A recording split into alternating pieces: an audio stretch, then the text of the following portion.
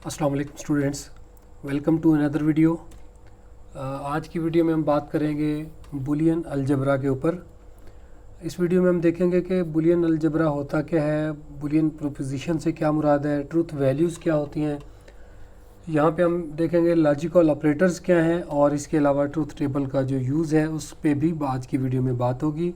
तो कंटिन्यू करते हैं आज की वीडियो को। सबसे पहले हम देखते हैं कि बुलियन प्रीपोजिशन या बुलियन तजावीज़ क्या होती हैं। प्रीपोजिशन कहता है कि एक जुमला है जो कि या तो दुरुस्त हो सकता है या गलत, यानी हर वो जुमला जिसको आप सही या गलत की सूरत में कैटेगराइज कर सकें, जिसको आप ट्रू फॉल्स की सूरत में कैटेगराइज कर सकें, एक प्रीपोजिशन कहलाता है।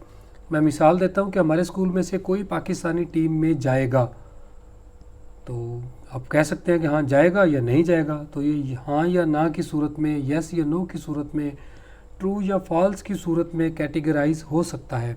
तो ये एक प्रीपोजिशन है। दूसरा एक और जुमला है, मैं बोर्ड के इम्तिहान में पहली पोजीशन हासिल करूँगा। तो या तो मैं पहली पोजीशन हासिल करूँगा यस, या नहीं करूँगा नो। तो इसको भी हम यस नो, दुरुस्त गलत, हाँ नहीं, तो इस सूरत में कैटेगराइज कर सकते हैं। ये भी एक प्रीपोजिशन है। एक और जुमला है, मैं पाकिस्तान में रहता हूँ। अब या तो आप पाकिस्तान में रहते हैं या नहीं रहते। अगर आप रहते हैं तो हाँ है, नहीं रहते तो ना है। ये भी हाँ ना, ट्रू फॉल्स, सही गलत की सूरत में कैटेगराइज हो सकता है। ये जुमला भी एक प्रीपोजिशन है। अच्छा, कुछ ऐसे जुमले भी देख लेते हैं जो प्रीपोजिशन नहीं है। मसलन आप कहते हैं कि आप कैसे हैं, तो इसके जवाब में हाँ ना तो नहीं हो सकता। आप यही कहेंगे कि मैं ठीक हूँ या नहीं हूँ, मैं ठीक नहीं हूँ। आप हाँ ना नहीं कर सकते। दरवाज़ा बंद कर दो, ये एक ऑर्डर है, तो ये भी प्रीपोजिशन नहीं है। इसको भी हम ट्रू फॉल्स की सूरत में कैटेगराइज नहीं कर सकते।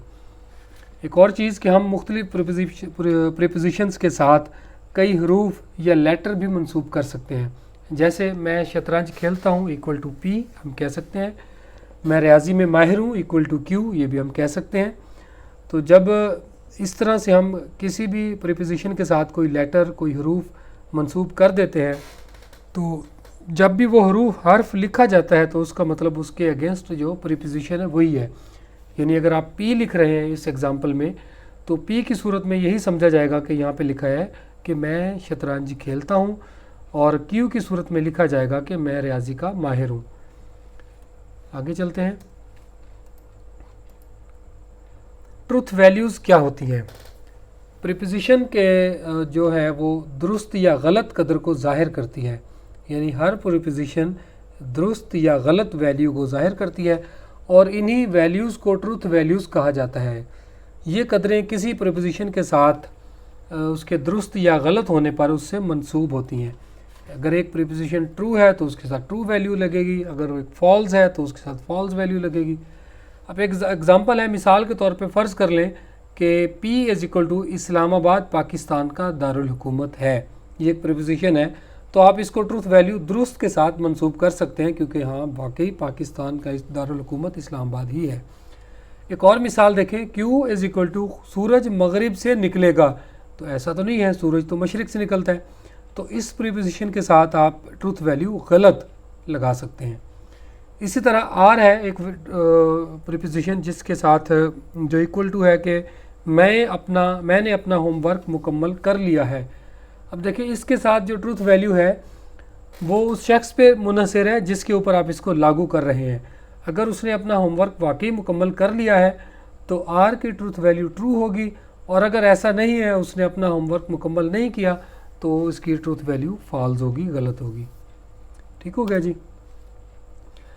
आगे देखते हैं लॉजिकल ऑपरेटर्स क्या हैं। जब हम एक से ज़्यादा प्रीपोजिशंस को एक साथ लिखना चाहें, जिसे कंपाउंड प्रीपोजिशन भी कहते हैं, तो हमें लॉजिकल ऑपरेटर्स को इस्तेमाल करना पड़ता है। मसलन एक प्रीपोजिशन है आज सोमवार है, एक और प्रीपोजिशन है मैं स्कूल में हूँ। इन दोनों को जब हम जोड़ेंगे तो लॉजिकल ऑपरेटर्स का इस्तेमाल करने की ज़रूरत पेश आएगी हमें। यानी आज सोमवार है और मैं स्कूल में हूँ, ये एक कंपाउंड प्रीपोजिशन बनेगी। और किसी भी कंपाउंड प्रीपोजिशन की जो ट्रूथ वैल्यू है उसकी हर एक प्रीपोजिशन की ट्रूथ वैल्यू और उस लॉजिकल ऑपरेटर पर मुनहसर करती है जो इनको आपस में जोड़ने के लिए इस्तेमाल होता है। अब ऊपर में दी गई मिसाल में लॉजिकल ऑपरेटर जिसका इस्तेमाल हुआ है वो एंड है। तो एंड की सूरत में जब भी एंड लॉजिकल ऑपरेटर इस्तेमाल होता है तो दोनों साइडों पे ट्रूथ वैल्यू अगर ट्रू है तो फिर आप ट्रू जवाब देंगे, अगर दोनों साइडों में से कोई एक भी ट्रूथ वैल्यू फॉल्स है तो एंड ऑपरेटर जो है लॉजिकल ऑपरेटर उसका जवाब फॉल्स हो जाता है। यहाँ 3 लॉजिकल ऑपरेटर्स हैं, एंड, और नॉट। ये मुख्तलिफ लॉजिकल ऑपरेटर्स हैं जो इस्तेमाल होते हैं। आगे चलते हैं। एंड ऑपरेटर क्या है? अगर हम एंड ऑपरेटर को इस्तेमाल करते हुए 2 या 2 से ज़्यादा प्रीपोजिशंस को मिलाते हैं तो कंपाउंड प्रीपोजिशन उसी सूरत में ट्रू या दुरुस्त होगी जब मिलाए गए तमाम प्रीपोजिशन की ट्रूथ वैल्यू ट्रू हो। एंड ऑपरेटर इस्तेमाल करते हुए यानी जितने भी आपके प्रीपोजिशंस हैं उन सब की ट्रूथ वैल्यू ट्रू होनी चाहिए। अगर कोई एक भी वैल्यू फॉल्स आ गई है तो एंड का जवाब फॉल्स ही आएगा। And operator co dot operator भी कहा जाता है, यानी हम P एंड Q को P डॉट Q भी लिख सकते हैं। आगे चलते हैं। अगला है और ऑपरेटर। अगर हम और ऑपरेटर इस्तेमाल करते हुए 2 या 2 से ज़्यादा प्रीपोजिशंस को मिलाते हैं और दी गई कोई भी प्रीपोजिशन ट्रू है तो कंपाउंड प्रीपोजिशन भी ट्रू हो जाएगी। यानी एक भी अगर आपकी प्रीपोजिशन ट्रू है और बाकी 2 या 2 से ज़्यादा या जितनी भी हैं जो आपने मिलाई हुई हैं वो फॉल्स हैं और आपने उनको मिलाया हुआ है और ऑपरेटर से, OR ऑपरेटर से, जिसको हम या भी कहते हैं, तो एक भी ट्रू होने की सूरत में सारी की सारी कंपाउंड प्रीपोजिशन जो है वो ट्रू हो जाती है। दूसरे लफ्ज़ों में कंपाउंड प्रीपोजिशन उसी सूरत में फॉल्स होगी जब दी गई तमाम प्रीपोजिशंस जो हैं वो फॉल्स हों, और इसे प्लस की अलामत से भी जाहिर किया जा सकता है। आगे चलते हैं। नॉट ऑपरेटर देखते हैं। ये ऑपरेटर 2 प्रीपोजिशंस को मिलाने के लिए इस्तेमाल नहीं होता। दोबारा बता रहा हूँ, ये ऑपरेटर 2 प्रीपोजिशंस को मिलाने के लिए इस्तेमाल नहीं होता, बल्कि ये किसी प्रीपोजिशन की वैल्यू का उलट करने के लिए इस्तेमाल होता है। मिसाल के तौर पर P इज़ इक्वल टू आज सोमवार है तो नॉट P का मतलब होगा आज सोमवार नहीं है, उलट करने के लिए। नॉट ऑपरेटर के इस्तेमाल से ट्रू हमेशा फॉल्स में और फॉल्स हमेशा ट्रू में बदल जाता है, यानी उलट कर देता है। ये ट्रूथ वैल्यू को, किसी भी प्रीपोजिशन की ट्रूथ वैल्यू को ये उलट देता है, रिवर्स कर देता है, और इसे डैश या माइनस की अलामत से भी जाहिर किया जा सकता है। आप नॉट P को डैश P या माइनस P भी लिख सकते हैं। आगे चलते हैं जी। ट्रूथ टेबल क्या है? ट्रूथ टेबल के बारे में देखते हैं कि कोई प्रीपोजिशन दुरुस्त है या गलत है उसको जांचने के लिए अमूमी तौर पर ट्रूथ टेबल का इस्तेमाल किया जाता है। अगर किसी प्रीपोजिशन पर कोई लॉजिकल ऑपरेटर लगाया जाए तो उसकी ट्रूथ वैल्यू को जानने के लिए ज़्यादातर ट्रूथ टेबल ही इस्तेमाल होता है। मिसाल के तौर पे P इज़ इक्वल टू आज बारिश हो रही है और Q इज़ इक्वल टू आज इतवार है। तो P एंड Q मतलब होगा आज बारिश हो रही है और आज इतवार है, और P और Q का मतलब होगा आज बारिश हो रही है या आज इतवार है। तो इसका ट्रूथ टेबल क्या बनता है? P Q, अगर ये दोनों ट्रू है, ये मैं यहाँ आप मौजूद हूँ,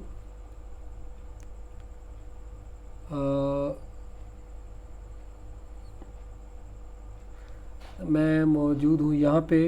ये P एंड Q देखें, P भी ट्रू है, Q भी ट्रू है, तो P एंड Q ट्रू आएगा। ये ट्रूथ टेबल में मैं आपको दिखा रहा हूँ। अगर P ट्रू है और Q फॉल्स है तो P एंड Q फॉल्स ही आएगा, और P अगर फॉल्स है और Q ट्रू है तो P एंड Q फिर भी फॉल्स आएगा, और अगर दोनों P एंड Q फॉल्स हैं तो भी P एंड Q का जवाब फॉल्स ही आएगा।